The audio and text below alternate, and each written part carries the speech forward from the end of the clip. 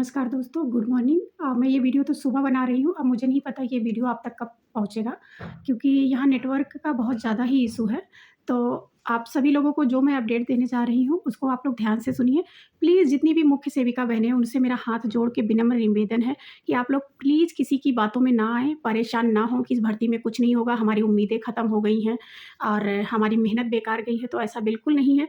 तो मेरे साथ जितनी भी बहनें जुड़ी हैं और जो नहीं जुड़ पाई हैं, उन सबको कहीं न कहीं अपनी मेहनत पे भरोसा करना चाहिए।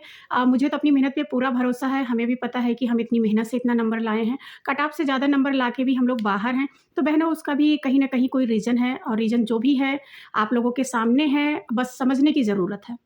तो मैं किसी आयोग पे इल्ज़ाम नहीं लगा रही या किसी और के ऊपर इल्ज़ाम नहीं लगा रही हूँ कि इस भर्ती में धाँधली हुई है, क्या हुआ, क्या नहीं हुआ, इसका मुझे कोई राइट भी नहीं है।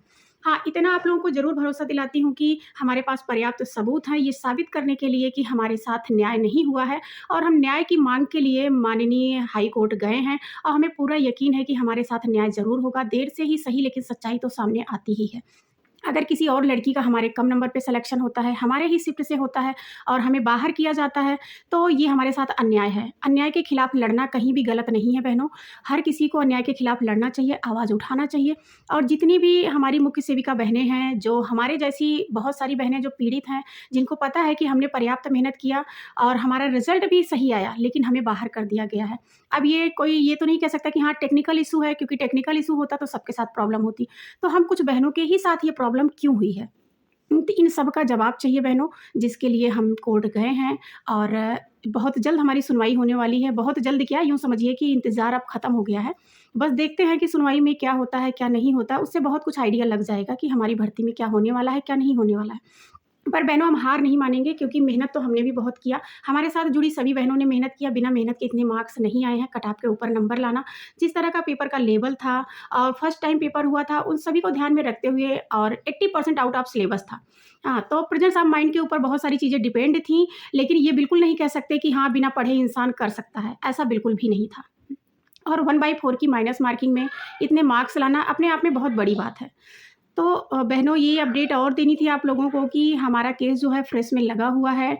उसके हालाँकि नंबर 200 प्लस है, तो सुनवाई होना मुश्किल है, लेकिन हाँ, उसके लिए प्रयास जारी है, हो सकता है कि सुनवाई हो भी जाए।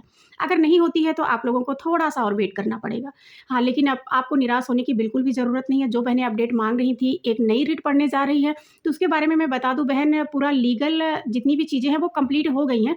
बस हाँ, कुछ टाइपिंग के लिए है चीज़ें जो रह गई हैं, तो बहनों केस अब आज नहीं फाइल हो पाएगा, तो आपको मंडे तक वेट करना पड़ेगा।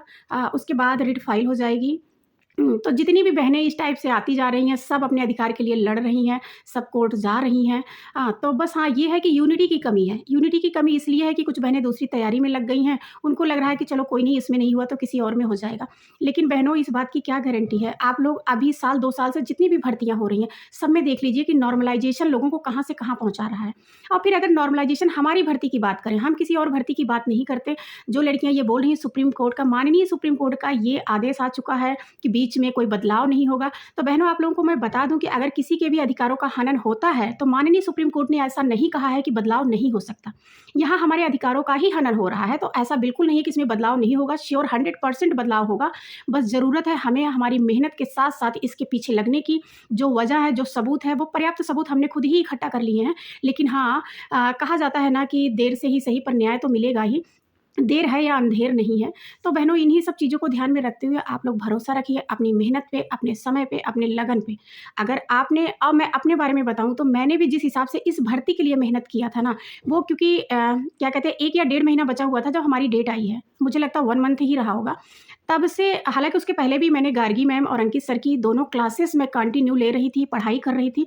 बाकी जो बीच-बीच में क्लासेस होती थी, जैसा कि मैंने पिछले वीडियो में बताया कि ये नीलम मैडम हो गई, अड्डा वाले जो सर, उनका नाम नहीं याद है मुझे, सॉरी। और ये सीसीआई वाले आशीष सर हो गए। हाँ, तो इन सब की भी क्लासेस मैं देख लेती थी कि ये लोग हमारे अंकित चौधरी सर और गार्गी मैम से क्या डिफरेंट पढ़ा रहे हैं। तो इन लोगों की भी क्लासेस जैसे भी मुझे टाइम मिलता है ना, तो एक नॉलेज के बेस पे कि हाँ, इन्होंने कुछ डिफरेंट पढ़ाया हो तो उसे मैं भी अपने चीज़ों में शामिल करूँ, उसके लिए भी मैं तैयारी करूँ। तो ऐसा मैंने किया, ऐसा नहीं है। लेकिन मेरे यही नहीं समझ में आता बहनों 75-80 नंबर लोगों के कैसे आ गए हैं, हाँ। हालाँकि मैंने उनसे भी विनम्र निवेदन किया कि मुझे ओएमआर भेजिए, पर्टिकुलर मैंने कितनी लड़कियों को मैसेज किया, लेकिन किसी ने रिप्लाई नहीं दिया। हाँ, कुछ लोगों के सवालों का जवाब और जवाबों के भी जवाब देना चाहती हूँ कि जैसा लोगों ने कहा कि हम लोग धरने में जाते थे, हमने सिस्टम से तैयारी किया, हमने सिस्टम से पढ़ाई किया और हम गलत मैसेज नहीं करते थे जब टीचर पढ़ाते थे, हम वहाँ मस्ती नहीं करते थे। तो जो लड़कियाँ मस्ती की हैं, उनके साथ ऐसा हुआ है, जो लड़कियाँ टीचरों को भद्दे कमेंट करती थी, उनके साथ ऐसा हुआ है। जो लड़कियाँ सिस्टम से नहीं चली उनके साथ ऐसा होता है। आज वो मेहनत नहीं की, वो किसी धरने में नहीं गईं, स्टे हटवाने में नहीं गईं, तो आज वो लड़कियाँ रो रही हैं। हाँ, तो बहनों मैं आपको बता दूँ ऐसा बिल्कुल नहीं है। मेरे पास फुल प्रूफ़ है। जिन लोगों ने ये सारी चीज़ें आके बोला है, लोगों के मन में गलत भावनाएँ विकसित की हैं, ऐसा बोल के तो मैं उनको जवाब देना चाहती हूँ बहनों कि ये बताइए कि हम आपको सबूत दें? हम आपको सबूत दें कि आपके साथ धरने में बहुत सारी लड़कियाँ गई हैं जिनका रिज़ल्ट नहीं आया है। स्टे हटवाने के लिए बहुत सारी लड़कियाँ गई हैं, उन्होंने भी ₹1000, ₹1500, ₹2-2 हज़ार रुपए आपको दिए हैं। हाँ, लेकिन उनका कहीं योगदान नहीं दिखता है क्योंकि उनका सिलेक्शन नहीं हुआ है और सिलेक्शन तो उन लड़कियों का भी हुआ है जिनके उनसे कम मार्क्स हैं। मेरी बात समझने की कोशिश करिए कि सपोज़ दैट अगर कोई 60 नंबर की लड़की बाहर है ना, तो 55 नंबर की लड़की अंदर है, 52 नंबर की लड़की अंदर है, वो लड़की जो धरने में गई है, जो लोग रिप्लाई दे रही हैं कि हाँ, माननीय कोर्ट के सामने कोर्ट के समक्ष उपलक्ष होंगे हम। हाँ, जब भी सुप्रीम कोर्ट हमें आदेश देगा तो हम अपनी चीज़ों को दिखाएँगे। तो प्लीज़ हाँ, ज़रूर दिखाइएगा। फिलहाल मेरे साथ ये चीज़ें होती ना, हमें कोई इस तरह से चीज़ें बोलता कि आपके 70, 75, 80 नंबर कहाँ हैं, आप दिखाइए। यकीन मानिए अगर मेरा होता तो मैं तो अपनी ओएमआर ही सार्वजनिक कर देती। हाँ, मुझे कोई आपत्ति नहीं क्योंकि सच के साथ रहने में कोई आपत्ति नहीं है, झूठ के साथ रहने में आपत्ति है। हमेशा इंसान को डर लगा रहता है कहीं ऐसा ना हो कि हमारा झूठ सामने आ जाए। तो किसी के ऊपर ब्लेम नहीं लगा रही हूँ कि प्लीज़ आप लोग मेरी बातों को अदरवाइज़ ना लें। मेरी भावनाओं को समझने की कोशिश करें कि जो लोग गलत चीज़ों को ला के यहाँ तोड़-मरोड़ के प्रस्तुत कर रहे हैं, उनके खिलाफ मैं बोल रही हूँ। तो फिर बहनों यही समझने की कोशिश करिए कि वो लड़कियाँ भी तो आज परेशान हैं कि हमारे ऊपर जहाँ देखो वहीं ब्लेम लगाया जा रहा है कि हम धरने में नहीं गए, हम स्टे हटवाने में नहीं गए। लेकिन हाँ, मैं जो अपनी व्यूज़ आप लोगों के सामने प्रस्तुत कर रही हूँ, मैं बता दूँ कि मैं किसी धरने में नहीं गई, स्टे हटवाने में नहीं गई, कहीं नहीं गई। क्योंकि मुझे ये नहीं पता था कि आने वाला रिज़ल्ट जो होगा इस टाइप का होगा, तो उसके पहले तो हम जा भी नहीं सकते। जो चीज़ें हमारी भविष्य में हुई ही नहीं है या भविष्य में होने वाली हैं, उसका अंदाज़ा हम कैसे लगा सकते हैं? हाँ, पहले से हमें तो पता भी नहीं था ना कि हमारा रिज़ल्ट ऐसा आएगा। हाँ, नॉर्मलाइज़ेशन के बारे में जो चीज़ें पढ़ी थी कि हाँ, उसको बैलेंस किया जाता है, तो यहाँ बैलेंस कहीं नहीं दिख रहा है। अगर बैलेंस होता, तो हम आप लोगों को बहुत जल्द जैसे हमारी सुनवाई हो जाएगी ना, कोई सही ने डिसीज़न या जो भी चीज़ें आ जाएँगी, तो मैं आप लोगों को पूरी नाम की लिस्ट दिखाऊँगी। आप लोग खुद देखेंगे कि अगर यहाँ बैलेंस किया गया है, तो फर्स्ट और सेकंड शिफ्ट की एवरेज में लड़कियाँ आनी चाहिए ना, चाहे डीबी के लिए हो, चाहे यहाँ कंप्लेन जो लड़कियों की आ रही है। तो हमारे पास मैं बता दूँ कि जो 13 लड़कियों की रिट है, उसमें मैं बता दूँ सिर्फ़ 1 लड़की है जो सेकंड शिफ्ट की है और जो 29 लड़कियों की रिट है, उसमें मैं बता दूँ सिर्फ़ 2 लड़कियाँ सेकंड शिफ्ट की हैं। बहनों, आप ही लोग डिसाइड करिए, जो इतने अच्छे टीचर हैं, जिन लोगों को लगता है, जो हमारे ऊपर कहीं न कहीं प्रत्यक्ष रूप से ना सही अप्रत्यक्ष रूप से बोल रहे हैं, तो वो हमें जवाब दे दें, ऐसा क्यों है? हमने किसी को ऐसा तो नहीं बोला फर्स्ट शिफ्ट की लड़कियाँ आ जाओ। हमारे जितने भी वीडियो हैं उठा के देख लीजिए, मैंने किसी में भी नहीं बोला कि फर्स्ट शिफ्ट की लड़कियाँ पीड़ित हैं तो वो आएँ, रिट दायर करें, हमारे साथ जुड़ें, ऐसा मैंने किसी भी वीडियो में नहीं बोला है। आप लोगों ने अगर हमारे वीडियो देखे होंगे तो आप लोगों को पता होगा। तो बहनों मैं बता दूँ कि अगर नॉर्मलाइज़ेशन के नाम पे ये सारी चीज़ें बैलेंस की गई हैं, सेकंड शिफ्ट का पेपर टफ था, तो जो लड़कियाँ आई हैं हमारे पास ना, एक एवरेज होना चाहिए ना, 13 लड़कियों में सपोज़ दैट कम से कम 5 से 6 लड़कियाँ तो होनी चाहिए थी ना सेकंड शिफ्ट की, बस 1 लड़की क्यों है?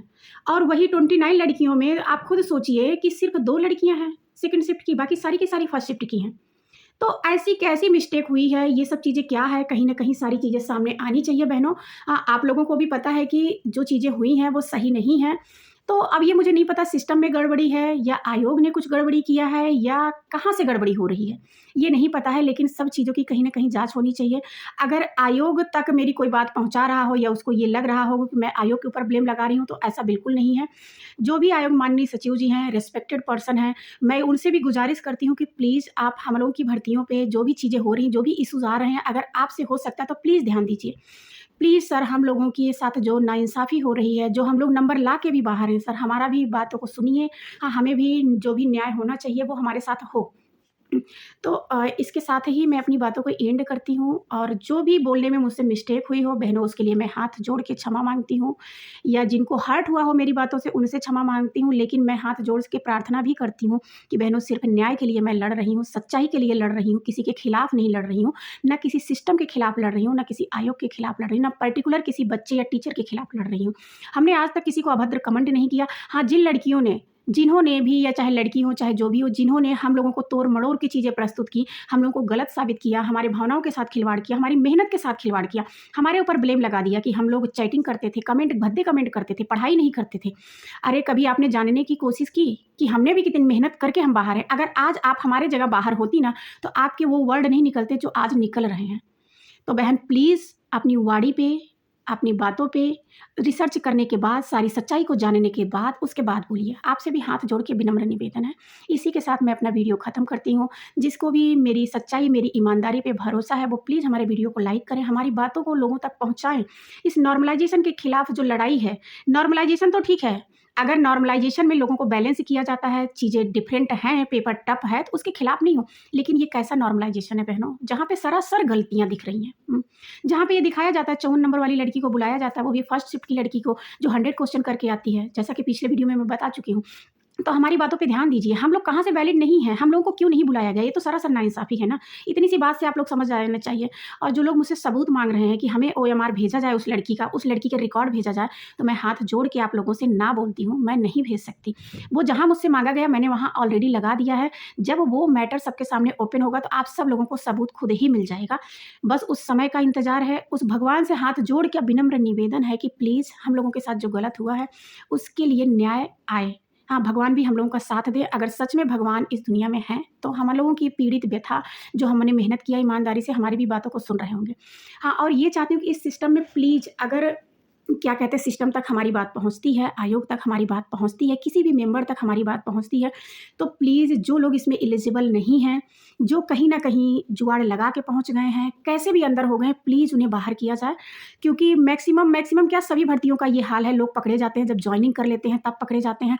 तब पकड़ने का हम लोगों के साथ कोई नाइंसाफ़ी नहीं, कोई इंसाफ़ होगा ही नहीं, वो तो सरासर नाइंसाफ़ी ही होगी ना। तो क्योंकि भर्ती हो गई, अब जो सीटें खाली होंगी वो अगले भर्ती में जोड़ दी जाएँगी। क्या उसमें हम लोगों को बुलाया जाएगा? नहीं बुलाया जाएगा।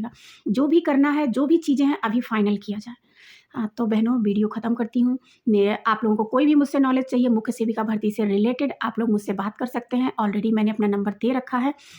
और रही बात कमेंट्स की, तो प्लीज़ गलत कमेंट्स ना करें। किसी गलत चीज़ के लिए मैं नहीं गई हूँ, सही चीज़ के लिए गई हूँ। तो फिर ओके, बाय-बाय, मैं रखती हूँ video. Thank you so much मेरा वीडियो देखने के लिए। आप सब लोगों को बहुत-बहुत धन्यवाद।